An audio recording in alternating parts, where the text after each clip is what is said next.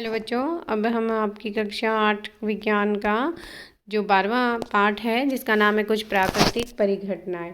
तो पाठ का नाम क्या है बच्चों? इसका कुछ प्राकृतिक परिघटनाएं। तो बच्चों को याद नहीं रहता कि कौन सा पाठ है, इसलिए मैं ये पाठ का नाम दे रही हूँ प्राकृतिक परिघटनाएं।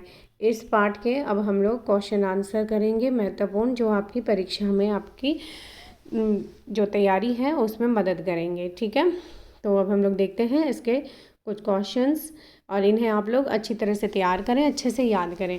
ये कुछ क्वेश्चंस वो हैं बच्चों जो आपके अभ्यास में नहीं दिए हुए फिर भी महत्वपूर्ण है, जो आपकी परीक्षा में आ सकते हैं। ठीक है, तो इनको याद कर लें। छोटे छोटे आंसर हैं इनके, ज़्यादा लंबे नहीं हैं। आपने एक दो शब्द के आंसर हैं उनको याद करना है।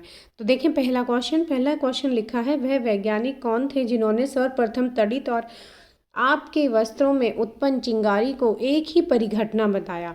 तो मतलब जो तड़ित जो है उसके बारे में उन्होंने पहले ही बताया था पहली बार कि जो हम लोग जैसे अपने कपड़े उतारते हैं, स्वेटर वगैरह, तो उस वक्त चट चट की ध्वनि आती है ना। तो वो क्यों आती है?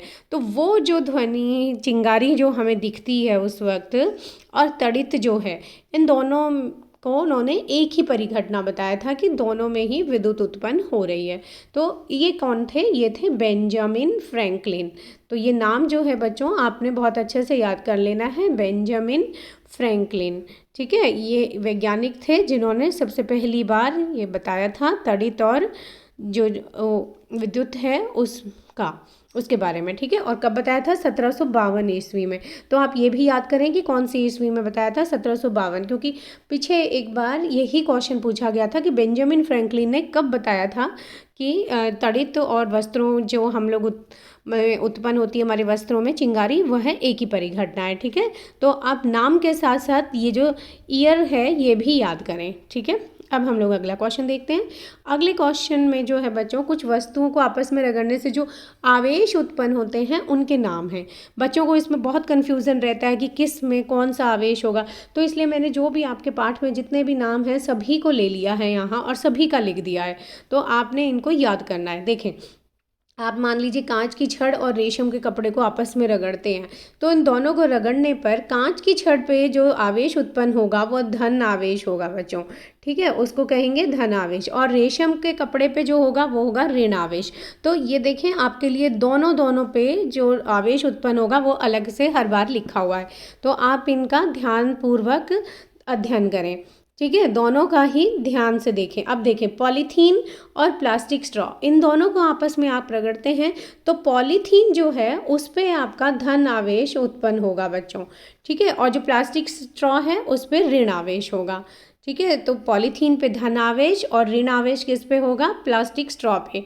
इसके बाद जो अगला है आपका यहाँ पर दिया हुआ है वो देखें कि गुब्बारा और ऊनी वस्त्र में मान लो आप स्वेटर पहने हैं वो, या फिर ऊन का कोई भी कपड़ा पहने हुए हैं उसमें, तो गुब्बारा जो होता है बच्चों उस पे आपका यहाँ पर ऋण आवेश उत्पन्न होगा। कैसा आवेश उत्पन्न होता है? ऋण आवेश। जो ऊनी वस्त्र है उस पे धन आवेश होगा। तो ये देखें आंसर यहाँ लिखा हुआ है, धन आवेश ऊनी वस्त्र पे होता है और ऋण आवेश होता है गुब्बारे पे। ठीक है, तो आपने दोनों याद करने हैं। इसके बाद जो आपका अगला है यहाँ पर, अगला जो लिखा हुआ है कि रिफिल और प्लास्टिक, इन दोनों को जब आप आपस में रगड़ते हैं तो कौन सा उत्पन्न होगा? तो देखिए, रिफिल पे आपका धन आवेश होगा और प्लास्टिक पे ऋण आवेश होगा। तो याद रखिए, रिफिल पे कैसा होगा? धन आवेश उत्पन्न होगा। ठीक है, तो इस तरह से ये आपके पूरे हो गए। इन सारों को आपने नाम याद रखने हैं, बिल्कुल कोई भी नाम आपने छोड़ना नहीं है, इनमें से कोई भी आ सकता है और ध्यान से करेंगे तो कोई मुश्किल नहीं है। जैसे देखें, फिर से एक बार दोहरा लेते हैं, कांच की छड़ पर धन आवेश होगा। ठीक है, रेशम के कपड़े के साथ उसे रगड़ेंगे तो उस पर ऋण आवेश होगा। पॉलीथीन जो है उसको प्लास्टिक स्ट्रॉ के साथ रगड़ेंगे तो पॉलीथीन पे धन आवेश होगा और प्लास्टिक स्ट्रॉ पे ऋण आवेश होगा। गुब्बारे को जब आप ऊनी वस्त्र से रगड़ते हैं तो ऊनी वस्त्र जो है बच्चों उस पे धन आवेश आपका उत्पन्न होगा और गुब्बारे पे ऋण आवेश उत्पन्न होगा। ठीक है, इसी तरह रिफिल को अगर प्लास्टिक से या रगड़ते हैं आप, स्ट्रॉ भी हो सकती है, कोई भी प्लास्टिक, ठीक है, उसमें रिफिल जो है उस पर आपका धन आवेश उत्पन्न होगा। तो ये आपने चारों पॉइंट्स जो हैं याद करने हैं। इसके बाद अगला देखते हैं क्वेश्चन। अगले क्वेश्चन में जो लिखा हुआ है कि विद्युत के आवेश कितने प्रकार के होते हैं, तो इससे पहले आप जान गए होंगे कि विद्युत के आवेश जो है, हमने दो की बार बार बात कर रहे हैं हम लोग, धनावेश और साथ में ऋण आवेश। ठीक है, तो विद्युत के जो आवेश हैं वो कितने प्रकार के हुए बच्चों? दो प्रकार के हुए, धनावेश और ऋण आवेश। इसके बाद अगला है सहजातीय, यानी एक ही प्रकार के, सहजातीय किन्हें कहेंगे? एक ही प्रकार के आवेशित वस्तुएं जो हैं वह आपस में, उनमें परस्पर क्या होता है बच्चों? प्रतिकर्षण। क्योंकि प्रतिकर्षण का मतलब है कि वे दोनों, जैसे हमारे पास दो वस्तुएं हैं तो वो दोनों एक दूसरे को दूर दूर करेंगी, इसको कहा जाता है प्रतिकर्षण। ठीक है, अब इसके बाद है विजातीय। विजातीय मतलब भिन्न प्रकार के। भिन्न प्रकार में आप कहेंगे कि एक धनावेश है और दूसरा ऋण आवेश है। ठीक है, तो ऐसी वस्तुओं को जब आप आपस में पास लाएंगे तो उनमें क्या होगा बच्चों? वो पास पास आएंगी और वहाँ पर क्या होगा? आकर्षण, उसको कहा जाता है आकर्षण। ठीक है, तो आपने ये याद रखना है। विजातीय जो हैं उनमें आकर्षण होगा, और सजातीय जो होती हैं, स मतलब समान, समान जाति की, यानी एक ही प्रकार के। एक ही प्रकार में मतलब धन के साथ आपका धन होगा या फिर ऋण के साथ आपका ऋण आवेश होगा। ठीक है, तो ऐसे में हमारा कैसा हो जाता है? सहजातीय। और सहजातीय में क्या होगा? प्रतिकर्षण, वो दोनों एक दूसरे को दूर दूर करेंगे। ठीक, इसके बाद हम लोग अगला क्वेश्चन देखते हैं। अगला क्वेश्चन जो बच्चों लिखा है कि उस युक्ति का नाम बताएं जो किसी वस्तु के आवेशित या अनावेशित होने का पता लगाने में प्रयोग की जाती है। तो देखें बच्चों, ये वस्तु जो है ये है विद्युतदर्शी। विद्युतदर्शी जो आपने करा था कि एक जैसे वो जार होता है, उसमें एल्यूमिनियम की पट्टी लगा दी जाती है और यहाँ पर जो पट्टियाँ लगाई गई हैं वो आपस में पास आती हैं या दूर जाती हैं, इससे हमें पता चलता है कि वह आवेश कौन सा है उनमें। ठीक है, तो उसको कहते हैं विद्युतदर्शी। इसके बाद अगला क्वेश्चन है, भू संपर्कण किसे कहते हैं? भू संपर्कण किसी आवेशित वस्तु से आवेश को पृथ्वी में भेजने की प्रक्रिया। देखिए यहाँ पर मेन चीज़ है कि वह जो है भू माने भूमि। ठीक है, भूमि से उसका संपर्क किया गया है। भूमि से संपर्क किया है यानी पृथ्वी से। पृथ्वी से संपर्क करने पर वह जो आवेश है वह सारा का सारा कहाँ चला जाता है? पृथ्वी में। तो इसलिए यहाँ पर क्या होगा कि किसी आवेशित वस्तु से आवेश को पृथ्वी में भेजने की प्रक्रिया को भू संपर्कण कहते हैं। ठीक है, इसके बाद आगे देखते हैं। अगला क्वेश्चन जो है कि विद्युत विसर्जन क्या है? तो विद्युत विसर्जन जो होता है बच्चों, वह एक तरह से जो तड़ित है उस मतलब तड़ित जो उत्पन्न होती है उसी को कहते हैं विद्युत विसर्जन। ठीक है, तो वही लिखा है यहाँ पर, देखें, विद्युत विसर्जन या तड़ित की परिघटना वायु में आवेशों के विसर्जन के कारण उत्पन्न होती है। यह दो आवेशित बादलों या दो से अधिक आवेशित बादल या आवेशित बादल और पृथ्वी के बीच आवेशों के निकट आने पर उत्पन्न तड़ित की तीव्र चिंगारी होती है। ठीक है, तो इसमें आपको पता चल गया होगा विद्युत विसर्जन किसे कह रहे हैं? जो तड़ित उत्पन्न हो रही है उसी को कहा जा रहा है विद्युत विसर्जन, क्योंकि उसमें विद्युत का विसर्जन हो जाता है। अब यहाँ पर आप इसको ऐसे भी लिख सकते हैं कि यह दो आवेशित बादलों या दो से अधिक आवेशित बादल या फिर आवेशित बादल और पृथ्वी, इनके बीच में जब आवेशों का टकराव होता है, तो देखें जैसे मान लो एक बादल का जो नीचे वाला हिस्सा है वो प्लस प्लस का है और उसके बाद जो हमारे पृथ्वी जो होती है उसके यहाँ पर माइनस का चार्ज डेवलप हो जाता है, और इस तरह से ये जो आवेश है, मतलब यहाँ पर जो बादल का आवेश है वह प्लस का है, तो इन दोनों के बीच में जब टक्कर होएगी आपस में, ये दोनों निकट आ जाएंगे। वायु जो हीन चालक होती है पर वो उसको सहन नहीं कर पाती आवेशों को, और ये आपस में टकरा जाएंगे, तो वहाँ पे तड़ित उत्पन्न होगी।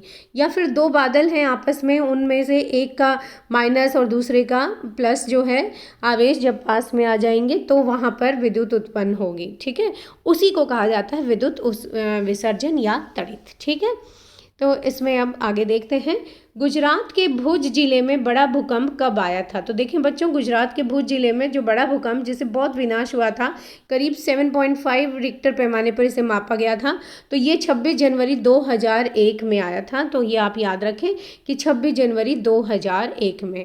ठीक है, ये पिछले साल भी एक बार ये क्वेश्चन आया हुआ है। ठीक है, इसके बाद है, भारत में उत्तरी कश्मीर के उरी तथा तंगधार शहरों में विनाशकारी भूकंप कब आया था? ये जो उरी और तंगधार शहर जो हैं उत्तरी कश्मीर में हमारे, इनमें भी बहुत भयंकर आया था। मतलब रिक्टर पैमाने पे इसको भी 7 से अधिक मापा गया था। तो ये वाला जो भूकंप आया था बच्चों, ये आया था 8 अक्टूबर 2005 में। ठीक है, तो आप ये डेट भी याद रखें, 8 अक्टूबर 2005। तो ये दोनों क्वेश्चन आपके इंपॉर्टेंट क्वेश्चन है, इन्हें याद रखें। 8 अक्टूबर 2005 और 26 जनवरी 2001। 26 जनवरी को गुजरात में आया था, ठीक है, भुज जिले में, और कश्मीर में जो आया था वह 8 अक्टूबर 2005 को आया था। तो ये आपके क्वेश्चन हो गए। अब इसके बाद ये देखें बच्चों, ये आपके अभ्यास के इंपॉर्टेंट क्वेश्चंस हैं, ठीक है। इन क्वेश्चंस पे भी आपने ध्यान देना है और इनको याद करना है, ठीक। तो यहाँ देखें जो क्वेश्चन आपके लिए लिखे हैं कि सर्दियों में स्वेटर उतारते समय चट चट की ध्वनि सुनाई देती है, उसकी व्याख्या कीजिए। अगला ये जो क्वेश्चन है बच्चों, इन सब के आंसर हम लोगों ने अभ्यास के प्रश्न उत्तर वाली वीडियो में करे हुए हैं। आप वहाँ पर मतलब कि आप चैनल पर उस वीडियो को देख सकते हैं, आपको ये सारे आंसर मिल जाएंगे, ठीक है। इसके बाद अगला जो क्वेश्चन है आपका, ये आपका पहला क्वेश्चन हो गया। ये आपका अब दूसरा क्वेश्चन, उस पैमाने का नाम लिखिए जिस पर भूकंपों की विनाशी ऊर्जा मापी जाती है। इस पैमाने पर किसी भूकंप की माप 3 है। क्या इसे भूकंप लेखी सिस्मोग्राफ से रिकॉर्ड किया जा सकेगा?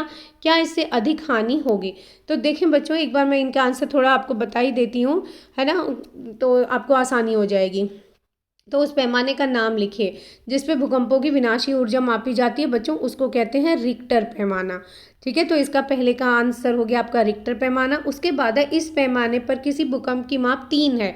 तो देखें बच्चों, 1, 2 या 3 अगर रिक्टर पैमाने पर आ रहा है तो यहाँ तक के जो आपके माप के भूकंप होते हैं वो ज़्यादा विनाशकारी नहीं होते, ठीक है। इससे ऊपर जैसे होते जाते हैं 4, 5, 6, उनसे विनाश होना शुरू हो जाता है। 6 या 6 से अधिक जब आ जाते हैं, ठीक है, तो वो विनाशकारी भूकंप होने शुरू हो जाते हैं, ठीक है। तो आप यहाँ पे लिख सकते हैं कि 3 माप वाला ज़्यादा विनाशकारी नहीं होगा और इसे रिक्टर पैमाने पे मापा जा सकेगा। क्या इससे अधिक हानि होगी? तो इससे अधिक हानि नहीं होगी। तो एक बार बच्चों मैं आपको पहले वाला भी बता ही देती हूँ, सर्दियों में स्वेटर उतारते समय चट चट की ध्वनि सुनाई देती है। तो अभी हम लोगों ने पिछले क्वेश्चन में करा था विद्युत विसर्जन के में कि भाई जब आपस में आवेश टकराते हैं तो वहाँ पर जो है आवाज़ उत्पन्न होती है, जैसे तड़ित उत्पन्न होती है। तो ऐसे ही यहाँ पर जब हम लोग स्वेटर उतारते हैं तो जो आवेश होते हैं वो आपस में टकराते हैं, जिनके कारण चट चट की ध्वनि उत्पन्न होती है। तो ये आपका पहला, दूसरा और ये तीसरा क्वेश्चन, तड़ित से अपनी सुरक्षा के 3 उपाय सुझाइए। तड़ित यानी बिजली जब कड़कती होती है तो आपको क्या क्या उपाय करने चाहिए? तो तड़ित में एक तो आपको अपने घर पे ही रहना चाहिए। अगर आप मान लीजिए बाहर हैं तो ऐसे में आपने किसी बड़े पेड़ के नीचे कभी भी शरण नहीं लेनी है, आपने छोटे पेड़ के नीचे शरण लेनी है, ठीक है। छोटे पेड़ के नीचे आप शरण ले सकते हैं। अगर घर पास में है तो सबसे सुरक्षित आपका घर ही होगा, घर से बाहर ना जाएं, ठीक है।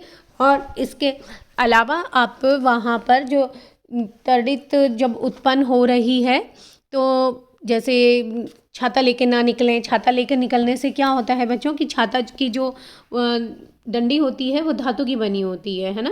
छाता जो है वो धातु की बनी होती है डंडी उसकी, तो उससे आपके हाथ मतलब में जो विद्युत है वो आ सकती है और आपको करंट लग सकता है, मतलब कि आपको नुकसान हो सकता है, ठीक। तो ये सब उपाय आप इसमें लिख सकते हैं। या फिर इसके अलावा जैसे आप अगर बाहर कहीं खुले स्थान में हैं तो बिल्कुल सिमट कर बैठ जाएं ताकि कम से कम आपको जो तड़ित है उससे नुकसान होए, ठीक।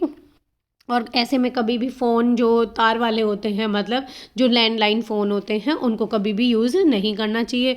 विद्युत के जो आपके उपकरण हैं बच्चों, उनको बंद कर देना चाहिए, है ना। तो इस तरह के 3 उपाय कोई भी आप लिख सकते हैं। इसके बाद जो आपका चौथा क्वेश्चन है, देखें चौथे क्वेश्चन में जो लिखा हुआ है, मान लीजिए आप घर से बाहर हैं, भूकंप के झटके लगते हैं, आप अपने बचाव के लिए क्या करेंगे? तो जैसे आपने तड़ित से अपने बचाव के लिए उपाय करे हैं उसी तरह से भूकंप के झटकों से बचने के लिए भी बच्चों उपाय किए जाते हैं। तो आप जब अगर घर से बाहर हैं तो ऐसे में सबसे आपके लिए जो सुरक्षित स्थान होगा कि आप अगर मान लो किसी गाड़ी में या बस में हैं तो ड्राइवर को कहें कि ऐसे स्थान पर ले चलो भाई जहाँ खुला हो, ठीक है, कोई आसपास में बिल्डिंग वगैरह ना हो। तो भूकंप के झटकों में आपने ध्यान देना होता है कि आप एक खुले स्थान पर जाएं और जहाँ पर बिल्डिंग बड़े बड़े पेड़ वगैरह ना हो और उसके बाद जब तक भूस्पंदन है तब तक आप गाड़ी से ना निकलें, उसके समाप्त होने पर ही उससे बाहर आएं। या फिर आप मान लो कोई आपके पास में भवन है, वृक्ष हैं, तो उनसे दूर ही खड़े होने की कोशिश करें, उनसे दूर ही रहें। और अगर उनके पास में से कोई विद्युत लाइन जा रही है तो उस विद्युत लाइन के तो बिल्कुल दूर रहें, है ना, ताकि आपको विद्युत का झटका ना लगे। और अगर इस तरह से आप अपना बचाव करेंगे तो आप सुरक्षित रहेंगे। इसमें आप लोग ज़मीन पर यानी पृथ्वी पर लेट भी सकते हैं, उससे भी मतलब खुले स्थान पर आप पृथ्वी पर लेट सकते हैं ताकि आपको कम से कम नुकसान हो। ठीक है, तो ये सारे भूकंप के आपके सुरक्षा के उपाय हैं। तो ये आपके सारे क्वेश्चन हो गए बच्चों। अगर आपको वीडियो अच्छी लगी हो तो बच्चों सब्सक्राइब ज़रूर करें। जिन बच्चों ने अभी तक सब्सक्राइब नहीं किया है वो सब्सक्राइब करें, ज़्यादा से ज़्यादा शेयर करें ताकि दूसरे बच्चों को भी इससे फ़ायदा हो। धन्यवाद बच्चों।